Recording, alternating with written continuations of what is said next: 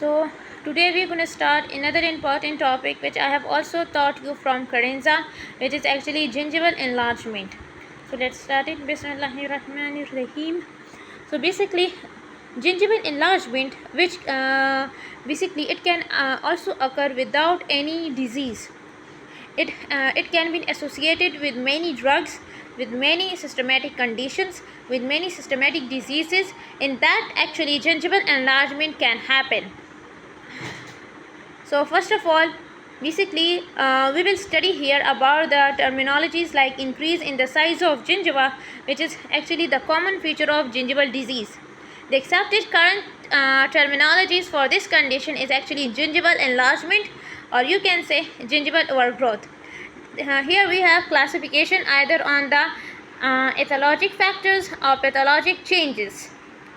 First of all, we will study the on the basis of the factors, which is basically inflammatory enlargement, which can be acute and chronic. Okay. Then very important, we have actually drug-induced gingival enlargement, which we have actually three group of drugs, which is actually anticoagulants and immunosuppressants and calcium channel blockers. Then we have gingival enlargement related to the condition like pregnancy, puberty, vitamin C deficiency, plasma cell gingivitis, and pyogenic granuloma. Systematic diseases of causing gingival enlargement is basically leukemia and granulomatous diseases like vaginous granulomatosis and sarcoidosis. Now, neoplastic gingival enlargement consists of the benign tumors and malignant tumors, and then we have actually false enlargement also. Now moving towards another criteria, which is basically on the basis of location. On the basis of location, the gingival enlargement, either it is localized, either it is just actually localized to the gingiva of the adjacent to a single tooth or a group of teeth. Generalized is basically it is throughout the mouth. Okay. Now basically it can be marginal, confined and papillary, or it can be diffused. Now it can also be discrete, nasolated, sessile or pedunculated tumor-like enlargement. Now, grades of gingival enlargement. So basically we have grade 0, where no signs of gingival enlargement you see. Then we have grade 1, gingival enlargement but just only confined to interdental papilla. Okay. Then gingival enlargement in grade 2 is basically related to the papilla and marginal gingiva. Okay.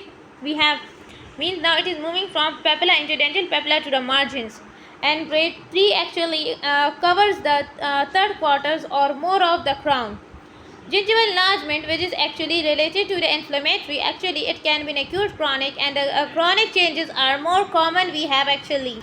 So the chronic changes are basically common. Inflammatory enlargement are usually secondary complication to many other types of enlargement. It is combined gingival enlargement. Okay. Chronic inflammatory enlargement, you can see the this is basically a generalized enlargement, edematous reddish swelling of the gingiva, in which you can see the gingival enlargement has also occurred in the interdental papilla, in the interdental area, and also to the marginal areas of also. Now clinical features. What happens? You have seen the picture. The picture was actually ballooning of the interdental and marginal papilla. Okay, you can see here the ballooning of here. Okay, you can see the ballooning of here of the interdental papilla and of the marginal gingiva. Then in early stage, what happened? Life preserver shaped it. Basically we have actually life preserver shaped it bulge. Instead of here there is a bulge. Later increase in size and cover most of the crown. First there was a bulge, then it basically covers the whole part of crown, either generalized or localized. Progression is painless unless complicated to any acute condition like secondary to trauma. So first we have seen the ballooning. Second, in the early stage it has a bulge shaped it. Later it basically covers the whole crown. Then it is localized and generalized. It is a painless under secondary and until the secondary infection has occurred or not. Chronic inflammatory occurs in a form of discrete mass. Very important point. Very important point. It can be sessile and pedunculated. Pedunculated. Okay, sessile is basically directly attached to the surface, and peduncular is like a pedicle which basically attached to the surface by any stalk. It can occur in dental papilla, in interdental papilla, or marginal or attached gingiva. It can occur in three of them. Slow and painless and painful until it is acerated. Now, what is the histopath of this? It has exudated and proliferated changes. Basically, you can see it. Now, ethology, what is the cause of it? It is basically prolonged exposure to any dental plaque you have. Factors that actually favor the one of the factor was actually plaque, and why the plaque was there? The plaque retention was due to poor oral hygiene. Second, there is actually anatomic. The plaque accumulation occurs due to bad oral hygiene, anatomic abnormalities, and improper restorative and orthodontic appliances. Very important point. Why the plaque was retained? Either the patient has bad oral hygiene, anatomic abnormalities, and improper restoration or orthodontic appliances we have actually. Then basically the first we studied about the plaque. Now the second is basically related to the mouth breathers. Basically in this the gingiva become reddish edematous with a diffuse surface of shyness in exposed area. Maxillary interior region is common site for such involvement. Okay, mostly occur in the maxillary. You can see here actually. Okay, you can see here actually.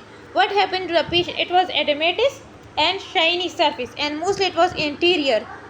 Okay, it is harmful effect and generally attribute to the irritation from surface of dehydration. Means the surface is actually dehydrated. Now we are moving towards acute inflammatory actually. An acute basically gingival abscess which can be localized, painful and rapidly expanding lesion that usually has a sudden onset, generally limited to the only marginal or interdental papilla. The early shape it appears a red swelling with a smooth shiny surface. In the chronic it was actually basically the bulge. And here it is actually a swelling. Within 28 to 48 hours the lesion becomes very fluctuant and pointed with a surface orifice from which the purulent discharge will occur that may be expressed. In chronic, there was actually exudative and proliferative changes in the histo, but here we have actually purulent, and basically we have the in the connective tissue, and there we have actually here we have polymorphonuclear leukocytes, edematous tissue, and vascular engorgement. Surface epithelium has varying degree of intracellular and extracellular edema and has leukocytes and ulceration. What is the cause of this? Basically, the cause is basically the foreign substances like toothbrush bristles, piece of the apple core actually, or the lobster or shell fragments that forcefully embedded in the gingiva. Now periodontal abscess also basically support basically they are actually supporting the periodontal tissues. Basically it involves the supporting periodontal tissues and cause the gingival enlargement like gingival abscess.